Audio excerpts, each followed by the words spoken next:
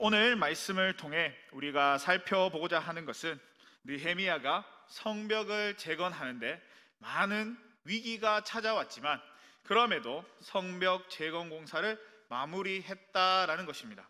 놀라운 사실은 성벽 재건 공사를 52일 만에 끝냈다라는 사실인데, 이것은 단순히 느헤미야와 이스라엘 백성들의 능력으로 가능한 것이 아니었습니다. 이에 대한 말씀이 16절에 대해서 기록되어져 있는데, 우리의 모든 대적과 주위에 있는 이방 족속들이 우리 하나님께서 이 역사를 이루신 것을 알미라라고 말씀하고 있듯이, 성벽 건축을 방해하던 대적들까지도 이 일이 하나님께서 이루셨다라는 사실을 인정하고 있음을 알 수 있습니다. 느헤미야가 성벽을 52일 만에 완공하는 데에는 많은 어려움이 따랐을 것입니다. 그 이유는 성벽을 재건하는 일을 반대하는 적들이 많이 있었기 때문입니다. 적들의 방해는 한 번, 두 번으로 끝나는 것이 아니라 성벽 재건이 끝나가는 그 순간까지도 계속되어지고 있음을 오늘 본문을 통해서 살펴볼 수 있습니다. 오늘 본문은 성벽이 완성되기 바로 직전에 느헤미야에게 닥쳐온 그 위기에 대해서 기록하고 있습니다. 성경을 보면 하나님의 백성들에게 찾아오는 가장 큰 위기는 그들이 승리를 하거나 하던 일이 잘 진행되어 가던 중에 찾아오는 경우입니다. 우리가 잘 알고 있듯이 다윗의 인생도 그러했습니다. 다윗에게 찾아온 가장 큰 위기는 자신이 모든 적들을 평정하고 강력한 군대를 이루고 안정을 누릴 때에 찾아왔는데, 이 위기로 인해 자신이 가장 아끼던 충직한 신하인 우리아를 잃게 되는 아픔을 겪어야만 했습니다. 이러한 모습은 성경뿐만 아니라 우리의 삶 속에서도 동일하게 나타나곤 하는데, 우리의 삶이 평안하고 하고자 하는 일이 순탄하게 진행되어지려 하는 그 순간 우리가 생각지도 못한 위기를 맞이하게 됩니다. 중요한 것은 이 위기의 순간을 어떻게 헤쳐나가느냐입니다. 오늘 느헤미야의 모습을 통해 우리에게 찾아오는 위기와 시험을 순조롭게 잘 이겨내며 나아가는 저와 여러분의 삶이 될 수 있기를 소망합니다.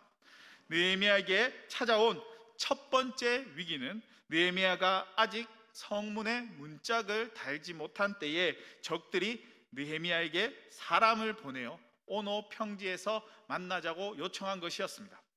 왜 적들은 느헤미야에게 오노 평지에서 만나자고 요청을 했던 것일까요? 이들에게는 분명한 의도가 있었는데, 2절에 말씀하고 있듯이 느헤미야를 죽이기 위해서 만나자고 요청했습니다. 느헤미야 역시 이러한 사실을 누구보다도 잘 알고 있었기에 그들의 요청을 들어주지 않았습니다. 만일 적들의 이런 의도를 깨닫지 못하고 느헤미야가 오노 평지로 갔다면 성벽 재건이 완성되는 그 단계에 있는 이 시점에서 막대한 지장을 받았을 것입니다. 하지만 느헤미야는 적들의 의도가 어디에 있는지 분명히 알았고 그들의 요청에 응하지 않았습니다. 이는 느헤미야가 바른 분별력을 가지고 있었기에 그러한 위기에 빠지지 않았던 것입니다. 이런 분별력은 우리가 세상을 살아가는 데 있어서 필요한 것이기도 합니다. 바른 분별력이 우리 가운데 있지 않다면 우리에게 찾아오는 그 유혹에 쉽게 넘어지게 되기 때문입니다. 느헤미야에게도 이런 분별력이 있었기에 적들의 계획을 파악할 수 있었고 피할 수 있었던 것입니다. 느헤미야가 이런 사실을 다 알고 있었음에도 그들에게 복수하려 하지 않았습니다. 그저 자신에게 주어진 일을 하는 것이 전부였습니다. 3절을 보면 내가 이제 큰 역사를 하니 내려가지 못하겠노라. 어찌하여 역사를 중지하게 하고 너희에게로 내려가겠느냐라고 자신의 뜻을 전하는 것이 전부였습니다. 느헤미야는 자신이 무엇을 해야 하는지를 잘 알고 있었습니다. 그랬기에 자신을 해하려는 적들에게 복수하려는 것이 아니라 성벽 재건을 하려 했던 것입니다. 성경에서도 복수하는 것에 대해 여러 번 강조해서 말해주고 있는데, 원수를 갚는 것은 하나님의 고유 권한에 속한다라고 이야기하고 있습니다. 로마서 12장 19절에 내 사랑하는 자들아 너희가 친히 원수를 갚지 말고 하나님의 진노하심에 맡기라 라고 기록되어, 원수 갚는 것이 내게 있으니 내가 갚으리라고 주께서 말씀하신 바와 같이 하나님의 권한인 것입니다. 그럴 수밖에 없는 것이 하나님만이 가장 정확하게 판단하실 수 있기 때문에 하나님께 맡겨야 합니다. 혹 우리 삶 가운데에 이런 상황이 생기게 된다면 어떻게 하시겠습니까? 먼저 선수를 쳐서 그 상황을 역전시키겠습니까? 무엇보다도 오늘 본문에 나타난 느헤미야의 모습을 떠올리시고 지금 내가 해야 할 일이 무엇인지를 잘 분별하여 주어진 일에 몰두하며 나아갈 수 있기를 바랍니다. 그러면 하나님께서 그 상황을 친히 해결해 주실 것입니다. 느헤미야에게 찾아온 두 번째 위기는 이전보다는 조금 더 강경한 것이었는데, 거짓 소문을 만들어 퍼뜨리는 것이었습니다. 자신의 요구를 4번이나 거절한 느헤미야에게 5번째 편지를 보내는데, 거기에는 거짓 소문에 대한 내용이 적혀져 있었습니다. 이를 6절에서 기록하고 있는데, 이방인 중에도 소문이 있고 가스무도 말하기를 너와 유다 사람들이 모반하려 하여 성벽을 건축한다 하나니 내가 그 말과 같이 왕이 되려 하는도다 라고 기록하고 있습니다. 이 말은 느헤미야가 왕이 되기 위해 유다 사람들과 반역을 꾀하여 성벽을 재건하고 있다는 엄청난 소문을 자기들 마음대로 퍼뜨린 것입니다. 혹시 다른 누군가가 만들어낸 악한 소문으로 인해 어려움을 겪어본 적이 있으십니까? 사람들이 잘 알지도 못하면서 거짓 소문을 퍼뜨려 난처한 상황에 몰려 한숨도 자지 못한 채 밤을 지새워 본 적은 있으신지요? 그런 경험이 있다면 아마도 느헤미야의 이 마음을 조금 더 공감할 수 있을 것입니다. 우리나라의 속담에 이런 속담이 있는데요, 아니 땐 굴뚝에 연기가 날까라는 속담이 있습니다. 이 속담은 모든 소문에는 반드시 그런 소문이 날 원인이 있다라는 뜻을 가지고 있습니다. 그런데 느헤미야의 경우는 조금 달랐습니다. 왜죠?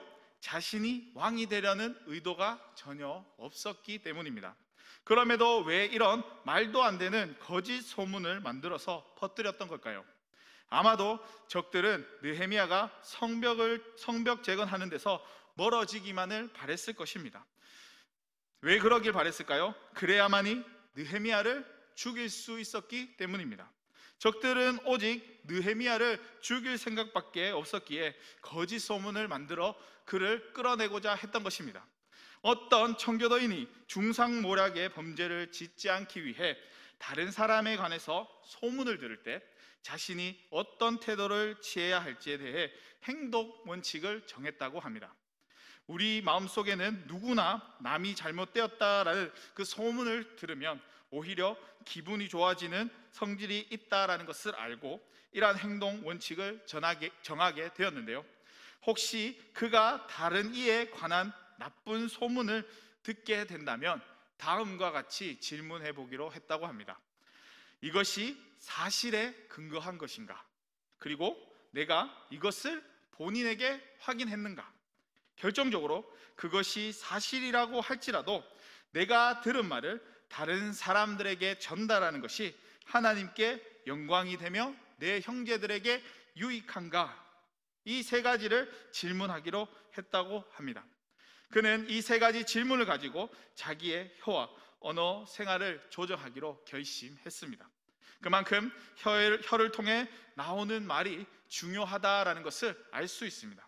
야고보 사도도 혀의 중요성을 언급하고 있는데, 야고보서 3장 5절에서 6절에 이와 같이 혀를 가지고 저지르는 범죄에 대해서 엄중히 경고하고 있습니다. 이와 같이 작은 혀도 작은 지체로 돼 큰 것을 자랑하는도다. 보라, 얼마나 작은 불이 얼마나 많은 나무를 태우는가. 혀는 곧 불이요 불의의 세계라. 혀는 우리 지체 중에서 온몸을 더럽히고 삶의 수레바퀴를 불사르나니 그 사르는 것이 지옥불에서 나느니라 라고 말씀하고 있습니다. 야고보 사도는 작은 불씨가 온 나무와 숲을 태우듯이 혀는 사람들에게 커다란 피해를 준다라고 경고하고 있습니다.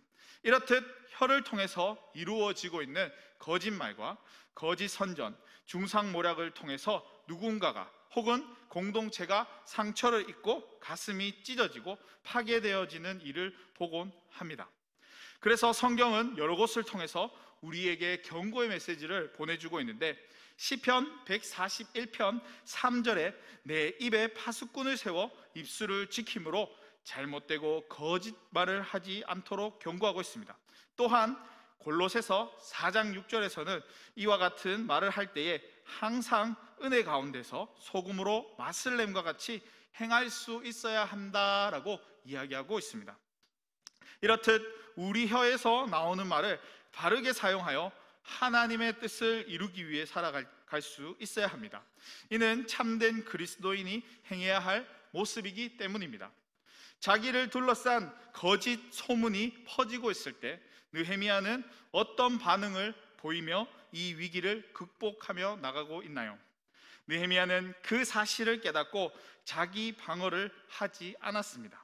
8절에 보면 내가 사람을 보내어 그에게 이르기를 내가 말한 바 이런 일은 없는 일이요 내 마음에서 지어낸 것이라 하나니라고 말씀하면서 그 일은 사실이 아니다라고 있는 그대로 밝히고 있습니다.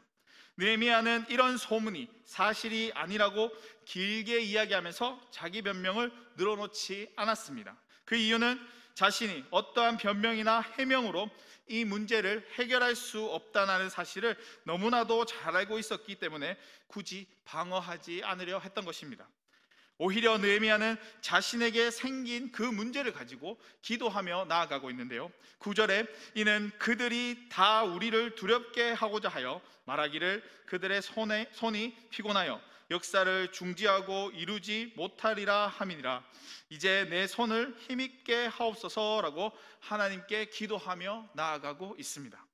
이런 느헤미야의 모습은 소문에 대한 사실 여부를 밝히기 위해 긴 시간을 허비하는 것이 아니라 즉시 하나님 앞에 기도하며 나아갔음을 알 수 있습니다. 느헤미야가 이렇게 행동한 것은 적들의 이런 소문 속에서 자신의 해명이 문제를 해결하는 데에 아무런 도움이 될 수 없다라는 사실을 너무나도 잘 알고 있었기에 하나님 앞에 나아가 기도했던 것입니다. 이것은 자기 방어나 해명을 하는 것보다 더 위대한 방법이었습니다. 느헤미야가 누구보다도 기도의 능력을 잘 알고 있었기에 할 수 있었던 방법이기도 했습니다.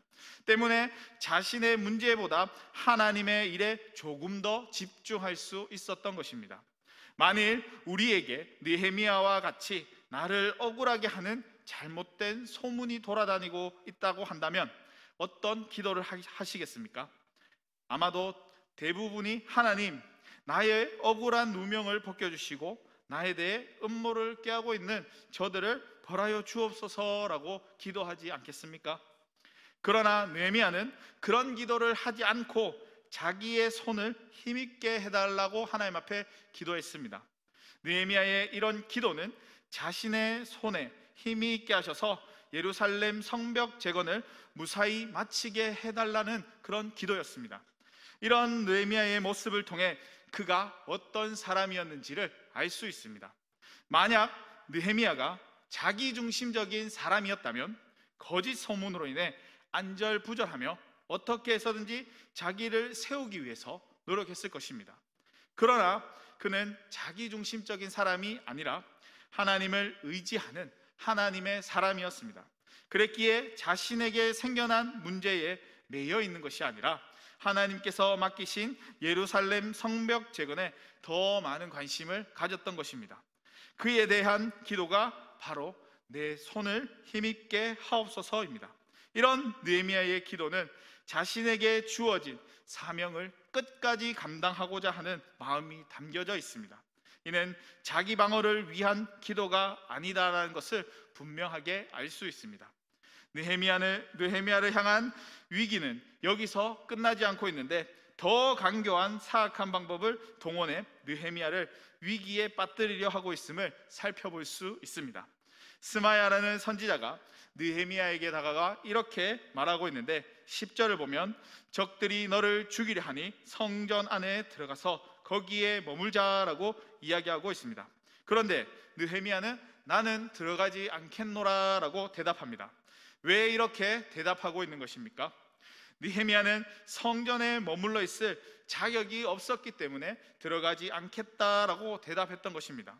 사실 성전에 머물 수 있는 사람은 성전에서 일을 하고 있는 제사장들 뿐입니다. 그런데 스마야 선지자는 그곳으로 함께 들어가자라고 이야기합니다. 이것은 적들이 스마야 선지자를 통해 함정에 빠뜨리려는 계략이었습니다. 본문 12절을 보면 깨달은 즉 그는 하나님께서 보내신 바가 아니라 도비야와 산발랏에게 뇌물을 받고 내게 이런 예언을 함이라 라고 말씀하고 있듯이 스마야 선지자가 전한 그 말은 거짓말이었습니다. 스마야가 적들에게 뇌물을 받고 이런 거짓말을 했던 것입니다. 느헤미야는 어떻게 이러한 사실을 알 수 있었을까요? 느헤미야에게는 분별력이 있었기 때문에 가능했습니다. 본문에 깨달은 즉이라고 말씀하고 있듯이 느헤미야는 거짓 정보를 분별하는 분별력이 있었습니다. 앞서 자신을 죽이려는 적들의 계획을 분별한 느헤미야의 이 분별력이 어디서 나오는 걸까요? 아마도 기도로 인한 것으로 보여집니다. 느헤미야는 어떠한 상황에서든지 하나님 앞에 기도하는 습관이 있었던 사람이었습니다. 성벽을 재건하기 전에도 느헤미야는 하나님 앞에 먼저 기도함으로 나아갔습니다. 그 기도로 성벽 재건을 진행할 수 있었게 되었던 것 같이 하나님께 기도함으로 인해 거짓 정보를 분별할 수 있는 분별력도 주어지게 된 것입니다. 야고보서 1장 5절에 너희 중에 누구든지 지혜가 부족하거든 모든 사람에게 후히 주시고 꾸짖지 아니하시는 하나님께 구하라 그리하면 주시리라 라고 말씀하고 있듯이 하나님께 기도하며 나아가면 하나님께서 후히 주십니다. 느헤미야는 이 사실을 누구보다도 잘 알고 있었던 자였기에 하나님 앞에 기도함으로 나아갔던 것입니다. 또 느헤미야의 대답을 통해서도 알 수 있는 것이 있는데 그가 하나님의 말씀에 순종하기를 원했다라는 것을 알 수 있습니다. 하나님의 말씀을 전하는 선지자가 하나님의 명령을 어기는 말을 하는 것을 본 느헤미야는 이 일이 심상치 않다라는 것을 깨달았습니다. 그래서 들어가지 않겠다라고 대답한 것입니다. 하나님은 사람을 통해서 당신의 말씀을 전하곤 하시는데 종종 하나님의 말씀을 왜곡해 잘못 전하는 경우도 있습니다. 느헤미야는 하나님의 말씀을 바르게 알고 있었고 그 말씀에 순종하려 했기 때문에 세 번째 위기도 무사히 지나갈 수 있었던 것입니다. 자신에게 위기가 찾아올 때마다 느헤미야가 하나님 앞에 기도했다라는 것을 살펴볼 수 있는데 14절을 보면 내 하나님이여 도비야와 산발랏과 여선지자 노야다와 그 남은 선지자들 곧 나를 두렵게 하고자 한들의 소행을 기억해 달라라고 기도하고 있습니다. 지금 느헤미야는 하나님의 공의의 심판이 그들에게 임하기를 기도하고 있습니다. 이것은 당연한 것이었습니다. 느헤미야는 철저히 하나님께 모든 것을 내어놓고 맡겼습니다. 느헤미야도 우리와 같은 사람이기에 마음고생을 많이 했을 것입니다. 죽음의 위기와 거짓 소문 그리고 선지자들의 배신으로 얼마나 많이 힘들었겠습니까? 그럼에도 느헤미야는 자신에게 거짓말을 한 선지자나 자신을 힘들게 한 선지자들을 몰아내려 하지 않았습니다. 오히려 이 문제를 가지고 다시 하나님 앞에 나와 기도했습니다. 하나님께서 자신의 기도를 들어주실 것을 알았기 때문에 자신의 마음에 응어리신 그 모든 아픔과 상처, 분노들을 하나님 앞에 기도로 나아갔던 것입니다. 기도로 이 모든 것들을 한순간에 해결되어지지는 않았겠지만 느헤미야는 자신이 해야 할 일을 계속해서 했습니다. 15절에서 기록하고 있듯이 성벽 역사가 52일 만인 엘루월 25일에 끝났습니다. 처음에 그가 성벽을 재건하려고 시작했을 때는 이루 말할 수 없는 상황이었습니다. 황폐할 정도로 아무것도 없던 상황이었습니다. 그래서 성벽을 복구한다라는 것은 거의 불가능했습니다. 거의 불가능했던 그 공사가 마침내 끝났다라고 말씀하고 있습니다. 느헤미야는 자신에게 찾아온 위기와 시험을 거치는 동안에도 계속해서 성벽을 쌓는 일에 열중했습니다. 적들의 방해로 성벽 쌓는 일이 멈춰지지 않기 위해서는 한순간도 방심할 수가 없었을 것입니다. 그럼에도 자신에게 주어진 일을 묵묵히 잘 감당하며 나아갔습니다. 사자성어 중에 호사다마라는 말이 있는데, 이 말은 좋은 일에는 방해가 많다라는 뜻을 가지고 있습니다. 오늘 본문에 나타난 느헤미야의 이 상황과 딱 맞는 말인 것 같습니다. 예루살렘 성벽이 거의 완성 단계에 다다랐을 무렵 느헤미야에게 찾아온 여러 번의 위기, 그럼에도 느헤미야는 자신에게 찾아온 위기로 낙심하거나 포기하지 않고 끝까지 주어진 일을 잘 감당하며 나아갔습니다. 이렇게 잘 감당하며 나아갈 수 있었던 것도 그가 전적으로 하나님을 의지하고 하나님께 기도하며 나아갔기 때문에 가능했던 것입니다. 이 모든 것이 하나님을 향한 믿음과 신뢰가 있어야만 가능한 일입니다. 우리도 살다가 보면 느헤미야와 같은 상황을 맞이하게 됩니다.